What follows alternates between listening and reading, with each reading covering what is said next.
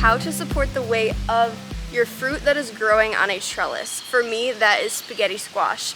And we're gonna be creating little hammocks to basically make sure that they're getting all their nutrients. And you guys have been very, very worried about me and that I'm gonna ruin all my fruit because I need to support them. You guys, this was always the plan. I was just waiting for them to get a little bit bigger, but I'm glad that you're concerned for me.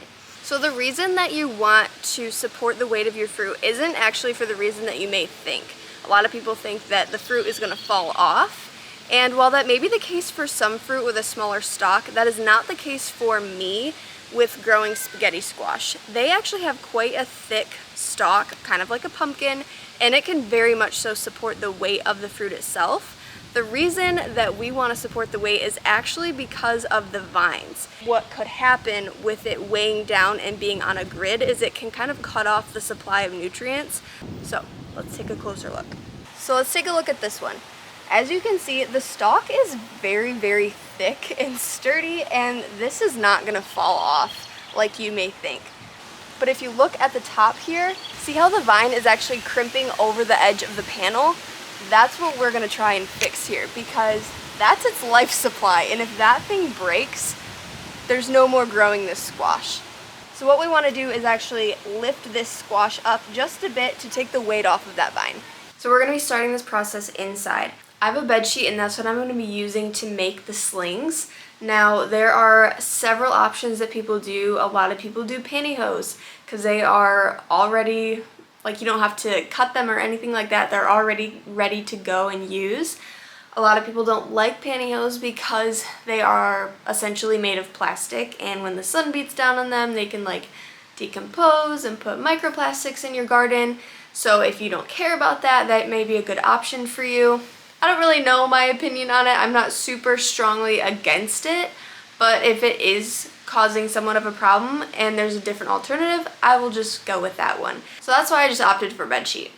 And I got this for $3 at the thrift store. You can find all kinds of different materials there. You could use a t-shirt, you could use a tablecloth. There's all different kinds of things, and it's very inexpensive. So we're just gonna get our scissors and cut this into strips.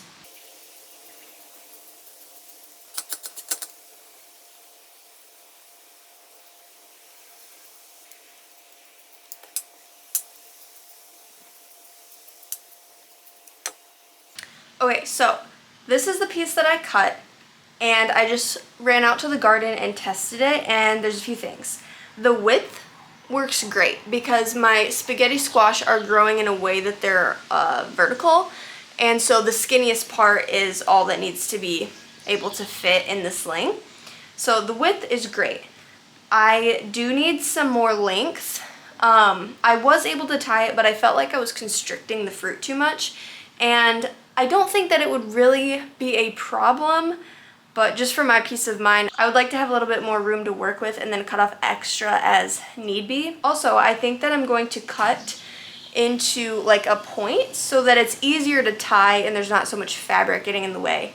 I think that'll just make my life easier. And for reference, this is about 1.5 feet, I would say. I'm gonna go for like 2.5 feet for my strips. All right, now that we have all of our strips of fabric cut, we can do what we came out here to do. This one really isn't having any sort of issue yet. This vine is completely straight. There's no sign of it breaking off. So definitely inspect each one of your fruit to see what it needs. This one over here, as you can see, the vine is growing straight up and is resting almost at like a straight angle right here. So this one's doing very, very well. I may not even need to support it. I probably will since I'm out here just to be safe. But this one really doesn't need that much help. So definitely look at each individual fruit to see how you can best support that specific one. So we have our first one done. It's swaddled like a little baby. And we just tied it around the back of the grate here. And the complicated part, really not that complicated, just kind of takes some finagling, is that you really don't want to tie up any of the other vines. Like this one was totally in our way.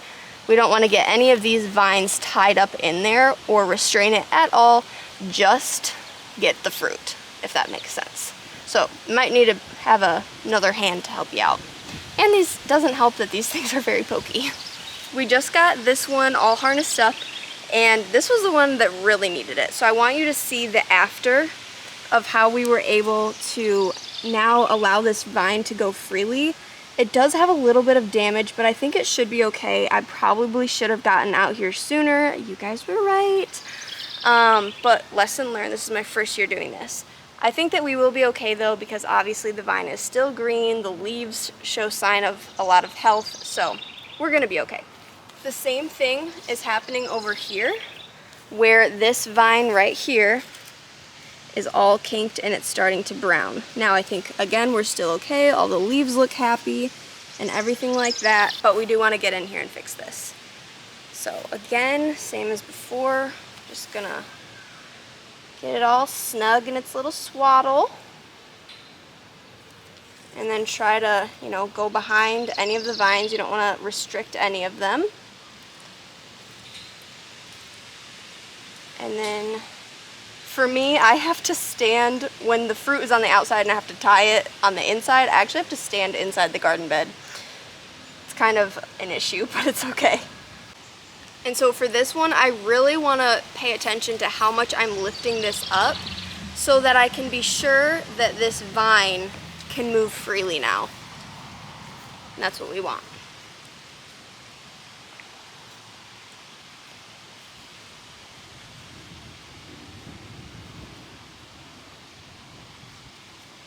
So the reason that I personally chose to wait until they were a little bit bigger is because I really didn't want to tie everything up and then restrict its ability to grow. Now, everybody might have different opinions on that. For example, this one is almost fully to size over here.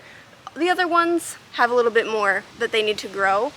But this is a reason to choose a fabric that is stretchy and can grow a little bit as the fruit grows, so you don't restrict it at all. And then for the smaller ones over there, I'm probably going to come out here as the season goes on, as they get bigger, and kind of loosen the tension on it and give it a little bit more space. I may cut a bigger strip. We'll kind of see how that goes. So definitely keep an eye on your fruit as the season goes. So just do what you need to do for your garden and the problems that you see arise in your plants. And I think that our job here is done. This looks, you know, a little weird, but I went with white so that it wasn't so obvious, I guess. But I'm happy to know that these are well taken care of and that they shouldn't fall off or die in the vine or anything like that. And I know you guys will appreciate it too. I hope that this video was helpful for you. If it was, give it a thumbs up, comment, and if you're into gardening and homemaking like I am, please subscribe and stick around. I really appreciate it, and I will see you guys in my next video. Bye!